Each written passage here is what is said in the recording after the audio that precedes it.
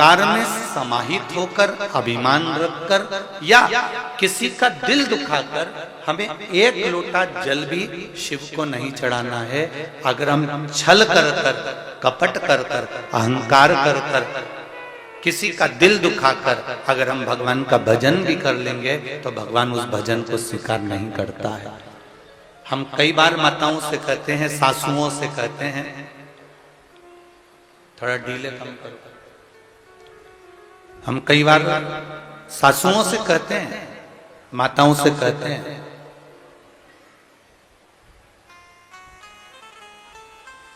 अब एकादशी का व्रत रखा,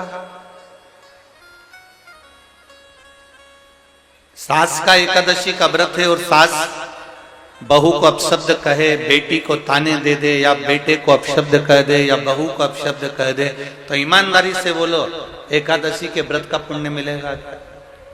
अच्छे से तो बोलो, नहीं मिलेगा ना। एकादशी के व्रत का पुण्य नहीं मिल सकता।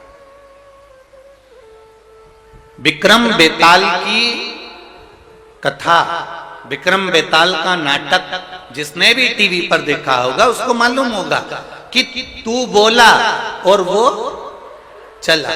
शिव महापुराण भी यही कह रही है, जब हमारा व्रत रहता है, जब हमारी साधना रहती है, जब हम शिव जी के मंदिर में एक लोटा जल चढ़ाने के लिए जाते हैं, भगवान का गुणगान करने के लिए जाते हैं, पशुपति व्रत करने के लिए जाते हैं, भगवान का मंत्र जाप करने के लिए जाते हैं, भगवान की कथा को श्रवण करने के लिए जाते हैं, शिव महापुराण की कथा कहती है अगर हमने भगवान का भजन करा, पूजन करा, कीर्तन करा, शिव महापुराण की कथा श्रवण करी या एक लोटा जल चढ़ाया या हमने पशुपति व्रत करा या सोमवार का व्रत करा या एकादशी प्रदोष कुछ भी हम कर रहे हैं और मालूम पड़े हमने किसी को अपशब्द कह दिया उसके दौरान, तो ये याद रखना कि उसका पुण्य हमारे खाते में नहीं मिलता, तुम्हारा पुण्य समाप्त हो जाता है। उस पुण्य की कोई परिभाषा नहीं।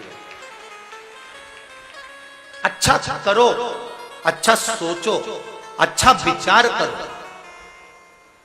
बहुत ध्यान देना, नीले कलर का चश्मा लगाओगे तो सब नीले दिखेंगे, लाल कलर का लगाओगे तो सब लाल दिखेंगे और पीले कलर का लगाओगे तो पीले दिखेंगे। हमारी दृष्टि जैसी होगी सामने वाला व्यक्ति वैसा नजर आएगा।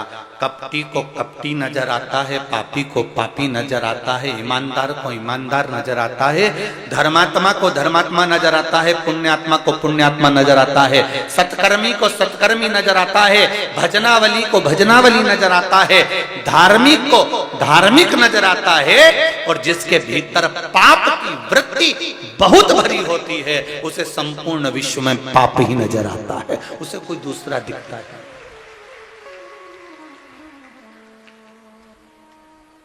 आप सृष्टि के सही संचालन कर रहे हो। मैं जान गई आपको कि आप सृष्टि के सही संचालन करता हो। एक मन की अभिलाषा है, अगर आप पूरी कर दें तो एक मन की अभिलाषा है, आप अगर पूरी कर दें तो। शिव जी ने पूछा क्या? मेरा मन है। आप अगर ब्रह्म मुहूर्त में सुबह का समय भोजन ग्रहण कर रहे हैं तो शाम का भोजन भी मेरे ही इस वैकुंठ में श्रवण भोजन ग्रहण करें। शिव जी ने कहा शाम को तो मैं पार्वती के साथ भ्रमण पर निकलता हूं, पर दोपहर के समय पर मैं आपके यहाँ भोजन करने फिर आऊंगा। अब की बार लक्ष्मी जी ने भोजन कराने बैठने से पहले माता लक्ष्मी ने 5 चींटियों को एक डब्बी में भरकर बंद कर दिया।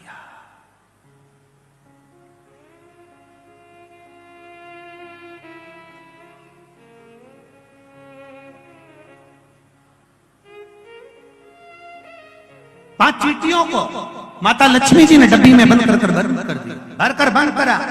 शिव जी भोजन करने बैठे, बड़े प्रेम से भोजन पा रहे हैं भोलेनाथ, और आवाज लगाया भोलेनाथ जी ने, अरे लक्ष्मी, तुम्हारी माता ख्याति देवी मुझको ऐसे ही भोजन कराती थी। तुम्हारी माता ख्याति देवी भी मुझे ऐसे ही भोजन कराती थी और मैं प्रेम से पाता था। आज लक्ष्मी आपके हाथ का भोजन कर कर मुझे ऐसा लग रहा है कि मेरी माता, आपकी माता ख्याति देवी ही मुझे भोजन करा रही है। आपको माता के रूप में आज मैंने देखा है।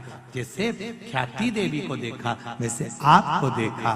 तब भोजन पेट भरकर शिव जी ने जब किया, आचमन करा, लक्ष्मी जी ने कहा, भगवान नारायण ने आपको पूरी सृष्टि का भार तत्व दिया है कि पूरी सृष्टि का बोझ, पूरी सृष्टि का संचालन आपको करना है। पर मेरे मन का संशय यहीं धरा की धरा रह गया। आप पेट भरकर भोजन कर लिए और 5 चींटी भूखी रह गई।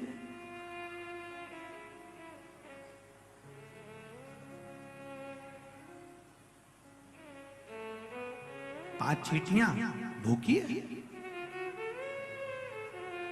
शिव जी मुस्कुराकर बोले, अरियो लक्ष्मी, कौन कहता है कि 5 चींटी भूखी है? कहां है चींटियां? लक्ष्मी जी कहती है, डब्बी में मैंने चींटी बंद कर रखी। 5 चींटियां भूखी है और आपने भोजन किया। जब भगवान विष्णु ने अपनी सृष्टि का भार आपको दिया था तो बिना उनको भोजन कराए आपने भोजन कैसे कर लिया? देवाधिदेव महादेव शंकर भगवान कहते हैं, लक्ष्मी, किसी पर आक्षेप लगाने से पहले, उंगली उठाने से पहले ये 3 उंगलियां अपनी ओर जाती हैं कि अपने अंदर झांक कर देखो कि तुम कैसे हो। पहले विचार करो, फिर उंगली उठाओ। लक्ष्मी जी, पहले डब्बी में जो चींटियां हैं उनसे पूछो, उनने भोजन किया कि नहीं किया? मैंने तो सुबह से चींटियों को बंद कर कर रखा है, भोजन कहां से कर लेंगे? डब्बी खोली, चींटी के मुख में चावल का छोटा सा भाग फंसा हुआ था। लक्ष्मी जी की आंख से जल बहने लगा। भोलेनाथ, इनके मुख में चावल कहां से आ गया? शिव जी ने कहा, लक्ष्मी, तू जब चींटियों को बंद कर रही थी ना, तो तुझे दोष ना लगे, इसलिए तूने चींटियों के चरण को धोख लगाया था कि मेरे साथ परीक्षा में तुम शामिल हो जाओ, मेरे साथ थोड़ी देर के लिए तुम डब्बी में बंद हो जाओ। माना तुमको कष्ट होगा, इसलिए मैं सिर झुकाकर तुमको नमन करती हूँ, क्षमा मांगती हूँ। जब तू क्षमा मांग रही थी, तेरे कुंकू में जो चावल फंसा था, क्षमा मांगते समय डब्बी में गिर गया था। वो चावल चींटियों ने ग्रहण करा। वो अक्षत, वो चावल चींटियों ने ग्रहण किया।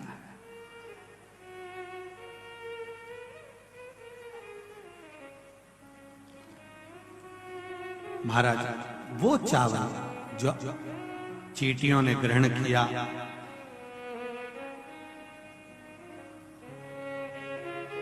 बस चींटियों का भोजन पहले हुआ है। लक्ष्मी जी की आंख से जल बह रहा है और रो रही है। क्षमा चाहती हूं, मैंने थोड़ा सा गलत सोच लिया, विचार कर लिया, आप क्षमा करें मुझको। शंकर भगवान ने कहा, लक्ष्मी जी, क्षमा मत मांगो, एक काम कर दीजिए। क्या? बस एक कार्य चाहिए। अक्षय नवमी, आंवला नवमी के दिन जो आंवले के वृक्ष के नीचे दीप दान करेगा, शाम के समय पर संध्या काल के अंतर्गत, तो उसके घर में कभी संपदा की कमी ना हो। लक्ष्मी जी ने कहा, प्रभु आपकी आज्ञा, मैं स्वीकार करता, मैं स्वीकार करता। जितने भी लोग कथा श्रवण कर रहे हैं और जो लोग नहीं सुन पा रहे हो, इस कथा की एक छोटी सी बात जनमानस तक पहुंचाइए कि आंवले के वृक्ष के नीचे आंवला नवमी के दिन शाम के समय दीप दान अवश्य करें, जिससे आपके जीवन में खुशियां समाहित हो, जीवन में आनंद की अनुभूति, जीवन का सुख। श्री शिवाय नमस्तुभ्यम मित्रों, हमारे YouTube चैनल MP 49 पंडित प्रदीप मिश्रा में आप सभी शिव भक्तों का बहुत स्वागत है। परम पूज्य पंडित प्रदीप मिश्रा जी के द्वारा कहे गए वक्तव्य और उनके सरल उपायों को सुनने के लिए हमारे YouTube चैनल को लाइक, शेयर व सब्सक्राइब करना ना भूलें। श्री शिवाय नमस्तुभ्यम। हर हर महादेव। जय जय शिव शंभू। जय जय भोलेनाथ। जय जय महाकाल।